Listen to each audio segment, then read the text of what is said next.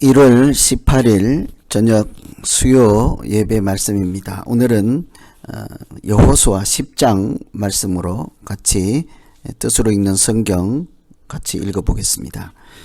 여호수아 10장 이전의 9장에서는 기브온 사람들이 여호수아와 하나님의 백성 이스라엘을 거짓으로 속이고 그들과 화친을 하고 조약을 맺어서 진멸의 대상에서 벗어나서 목숨을 구하는 일이 있었습니다. 그래서 나중에 알게 된 여호수아와 이스라엘 사람들이 후회를 하고 하였지만 때는 늦어서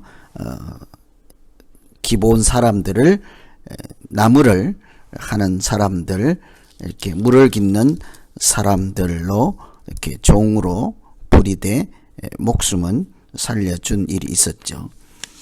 이런 소식을 듣고 그 기브온 주변에 있던 아모리 족속, 그 진멸의 대상인 그 사람들, 가나안 7족속에 해당되는 그 아모리 족속에서 5왕이 이 소식을 듣고 깜짝 놀라게 되었습니다.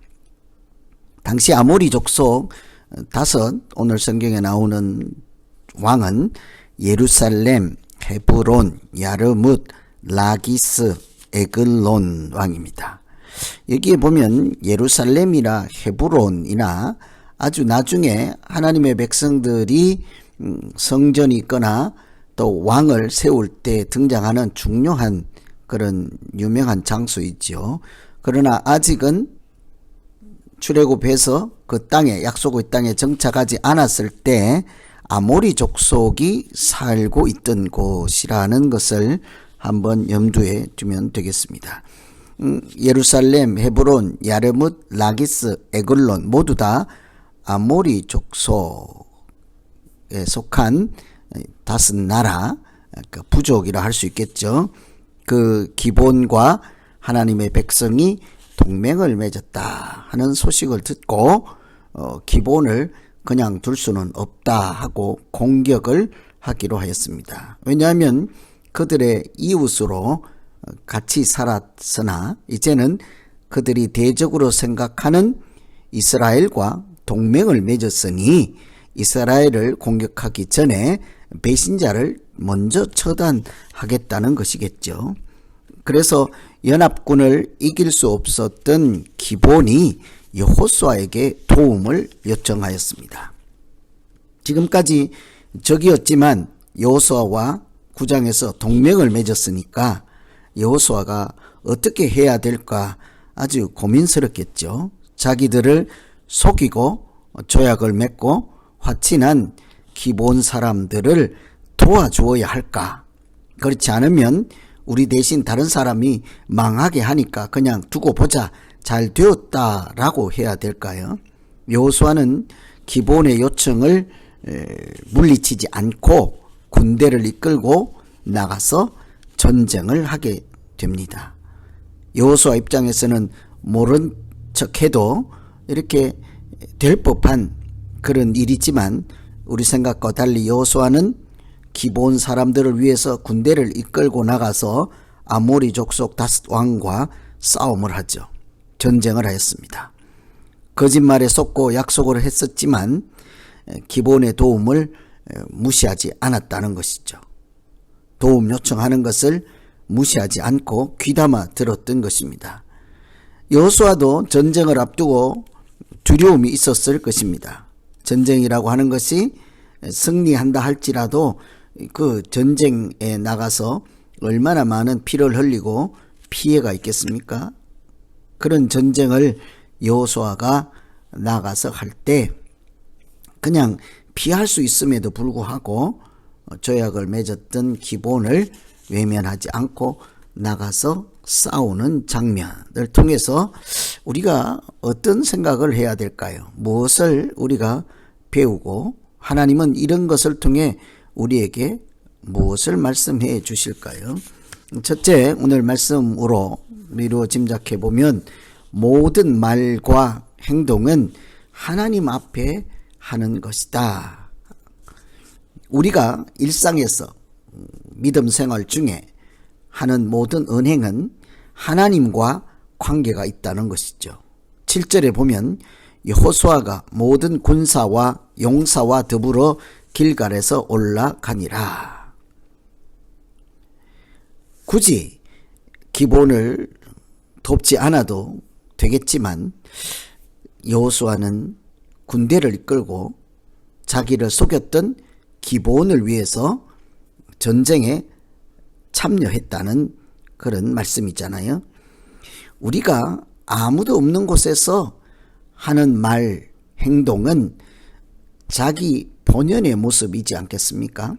남이 볼 때 하고 보지 않을 때 하고 사실은 같아야 하는 것이 우리 말과 행동일 것입니다. 뿐만 아니라 내 혼자서 내 안에, 마음속에, 생각 안에, 감정 안에 있는 그것이 곧 우리 자신이지 않겠습니까? 그래서 사람과 사람 사이에 한 약속이라고 하면 이렇게 속아서 한 것이라도 이렇게 지켜야 할까, 지키지 않아야 할까, 이런 고민을 할 때 사실은 우리 자신이 나 혼자 이렇게 하는 것이 아니라 하나님과 관계된 약속이라는 것을 만일 인정한다면 우리는 보지 않을 때 하는 말이나 누가 볼 때 하는 행동이나 그 모두가 다 이렇게 소홀히 해서는 안 된다 하는 것을 짐작할 수 있습니다. 사람이 이렇게 보지도 않고 나 혼자 있지만 그 모든 것도 하나님 앞에서 하는 말과 행동이기 때문이지요. 여호수아는 자기 약속한 말, 거짓에 속임을 당해서 약속한 것이라도 책임을 지려고 했던 것은 그것이 앞에 있는 나를 속인 사람과의 문제를 넘어 하나님과 관계 안에서 자기 말을 책임지려고 하고 있었습니다. 그러니 하나님 앞에서 맺은 언약을, 맹세를 지키기 위해서 자기 목숨까지도 내걸고 군대를 이끌고 전쟁에 참여하려고 했던 것이죠. 속임을 당해서 조약을 맺었지만 그 모든 일이 하나님 앞에서 했던 자기 행동이라는 것을 인지하고 있었습니다. 우리가 하나님을 믿는다 하는 것은 하나님 앞에서 산다는 뜻이기도 하지요. 단순히 믿는다 하는 것이 그냥 머릿속에서 정신작용이나 이렇게 이성작용이라고만 할 수 없는 것입니다. 믿는다 하는 것은 구체적인 현실에서, 생활에서, 삶에서 하나님과 관계 안에 존재한다는 것이죠. 하나님 앞에서 산다고 하는 것은 하나님을 의식하고 하나님이 나의 주인이요 아버지요 창조주이며 지금도 살아계시고 보고 계신다 하는 것을 인지하고 그 안에서 사는 것이지 않겠습니까? 하나님을 의식한다, 또 하나님을 의식하며 산다는 것은 사람들에게는 어쩔 수 없이 오해를 받더라도 하나님이 보신다 하는 것을 인정하고 느끼며 사는 것입니다. 그래서 어떤 교수님 책에 보면 하나님 앞에서라는 말에 코람데오라는 하나님 앞에서라는 이 말은 우리의 삶이 늘 하나님의 시선 아래에 있음을 알고 그에 맞는 책임 있는 존재로 살아가는 것이다 라고 했습니다. 그러니 하나님 앞에서라는 말은 하나님이 보고 있음을 인정하고 하나님 보는 앞에서 말하고 행동하고 산다는 것이죠. 성경에 보면 사무엘이 내가 여기 있나니 여호와 앞과 그의 기름 부음을 받은 자 앞에서라고 합니다. 네, 사무엘은 알았던 것이죠. 자기가 혼자 여기 있어도 하나님 앞에서 있다는 것이죠. 믿음의 사람이라면 그래서 이렇게 사람과 사람 사이에 했던 약속도 꼭 지킬 줄 알아야 합니다. 그것은 내 눈앞에 있는 사람과의 문제가 아니라 그것을 보고 계시고 지켜보고 계신 하나님과의 관계 안에서 했던 약속 말이기 때문이죠.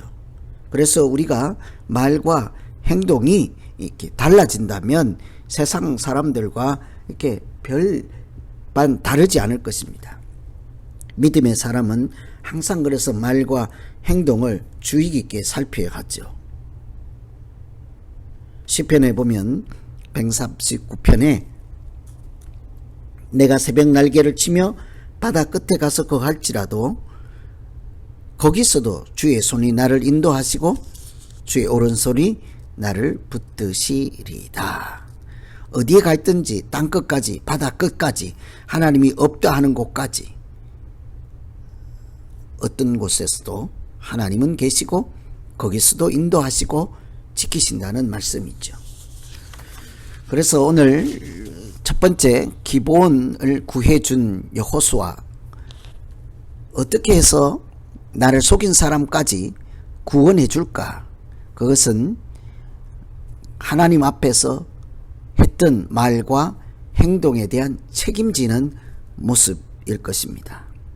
우리가 이 세상 살아가면서 누구와 무슨 내용의 대화를 했더라도 하나님 앞에서 하는 생각이요, 행동이요, 말이라는 사실을 인정하며 사는 것은 곧 하나님을 경외하는 표현이요, 하나님의 자녀로 살아가는 책임 있는 행동일 것입니다. 그래서 하나님은 말과 행실에 신실한 자를 도우십니다. 오늘 8절에 보면 그때에 여호와께서 여호수아에게 이르시되 그들을 두려워하지 말라.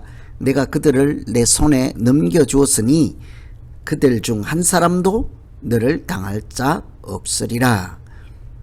여호수아가 속임을 당해서 맺은 맹세라도 지키려고 할 때 하나님도 그를 여호와를 인정해 주었습니다. 그러니 두려워하지 말라는 것이죠. 거짓에 속임수를 당해서 맺었던 조약이라도 맹세라도 지키려고 할 때 하나님은 그 여호수아의 그런 모습을 받아주시고 인정해 주시고 두려워하지 말라 이렇게 격려해 주셨습니다. 골로새서에 보면 무엇이든지 죽게 하듯 하라고 했죠. 여호수아는 그렇게 약속한 대로 믿음으로 나갔습니다. 무엇이든지 죽게 하듯 행동하고 말할 때 그렇게 했던 약속도 지키려고 믿음으로 나갈 때 하나님 뭐라고 하십니까? 8절에 그때 여호와께서 여호수아에게 이르시되 두려워하지 말라. 내가 그들을 내 손에 넘겨주었으니. 13절에는 태양이 머물고 달이 멈추기를 백성이 그 대적에게 원수를 갚기까지 하였느니라. 하나님이 자기의 모든 행동과 책임을 하나님 앞에서 한 행동과 말이라고 인정하고 받아들이고 책임있게 살아가고 하나님 앞에서 신실한 모습으로 살아갈 때 전쟁과 같이 목숨을 거는 위험한 일 가운데서도 두려워하지 말라 하고 내가 너 대적을 내 손에 맡겼다 하고 승리하게 하시는 줄로 믿습니다. 42절에 보면 이스라엘의 하나님 여호와께서 이스라엘을 위하여 싸우셨으므로 여호수아가 이 모든 왕들과 그들의 땅을 단번에 빼앗으니라. 그래서 42절에 구체적으로 표현을 하죠. 여호와께서 이스라엘을 위하여 여호수아를 위하여 싸우셨다. 그래서 이겼다는 것입니다. 사실은 하나님께서 이기게 하셨다는 것이죠. 모든 승리는 하나님께서 주시는 선물이지 않겠습니까? 우리도 인생을 살면서 어렵고 두렵고 떨리지만 그럴 때마다 기억해야 할 한 가지는 하나님 말씀 붙잡고 나아가면 우리를 위하여 싸워주시고 승리하게 하실 줄로 믿습니다. 내가 평소에 하는 말이나 행동도 사람과의 문제가 아니라 하나님 앞에서 하는 책임 있는 행동, 책임 있는 말이라는 것을 인정하고 하나님 앞에서 살아갈 때 하나님이 보고 계시고 하나님이 인도하시고 하나님이 도우실 것이라 하는 것을 인정하며 갈 때 하나님은 오늘 기본 전투를 통해서 여호수아가 아모리 족속의 다섯 왕을 연합군을 물리치고 승리하게 하셨던 것처럼 우리를 위해서 틀림없이 싸우시고 이기게 하실 것입니다. 평소에 오늘 우리가 해야 되는 말, 행동, 어떻게 책임을 지고 또 신실하게 하나님 앞에서 살아가는 존재로 그렇게 믿음 생활할 것인지를 깊이 생각하는 말씀이라 하겠습니다. 여호수아 10장은 기브온 전투라 제목을 붙일 수 있습니다. 속임을 당해서 조약을 맺은 사람들도 우리가 도와주어야 할까? 나를 한때 어렵게 하고 힘들게 하고 나를 실족하게 했던 사람들도 내가 과연 도와주어야 할까? 인간적으로 보면 배신자요, 나를 어렵게 했던 사람이지만 그것이 내가 속임을 당해서 했던 맹세라 할지라도 하나님 앞에서 한 것이므로 책임을 지고 그런 자들까지 이렇게 도와줄 때 하나님도 그것을 인정하시고 또 받아주시고 뿐만 아니라 도움을 주셔서 믿음으로 이기게 한다 하는 사실을 기억할 때 우리가 이 땅에서 어떻게 믿음 생활을 해야 하는지가 자명해질 것입니다. 그래서 그 연합군 다섯왕을 물리치고 기본 전투에서 승리하게 신 하나님을 신뢰하고 앞으로 가나안 땅을 한 걸음 한 걸음 하나님 인도하심에 따라 이렇게 땅을 선물로 받고 믿음으로 살아가는 하나님의 백성들의 이야기를 다음 주에도 계속 살펴보도록 하겠습니다. 여호수아 10장 기본 전투, 기본 이렇게 나를 속여서 조약을 맹세를 이렇게 언약을 맺게 했던 사람들 도울까요 말까요? 이런 질문을 던지고 우리가 이렇게 어떻게 신실한 사람으로 하나님 앞에서 살아가게 갈 수 있을까를 고민하는 그런 오늘 말씀이 되면 좋겠습니다. 기도하고 오늘은 마치고 다음 주에 뵙겠습니다. 하나님 아버지, 한때는 나를 속여서 하나님 앞에서 실수를 하게 하고 하나님 말씀도 어기게 만들었던 사람들, 그 사람들을 도와주어야 할까? 아니면 못 본 척 해야 할까 고민할 때 인간적인 감정이나 미움을 앞세우지 않고 내가 실수로 했던 것이라 할지라도 하나님 앞에서 살아가는 모습을 신실하게 지킬 수 있도록 하나님 은혜를 주시고 믿음을 더하여 주시옵소서. 내가 어떤 모습으로 살든지 간에 그 모든 것이 하나님 시선 앞에서 이루어진다 하는 사실을 기억할 때마다 조금 더 신실하게 아름답게 믿음으로 이 세상에 존재하고 살아가게 하시고 하나님도 인정하시고 도우실 만한 그런 믿음 생활 되게 하여 주시옵소서. 예수님 이름으로 기도하옵나이다. 아멘.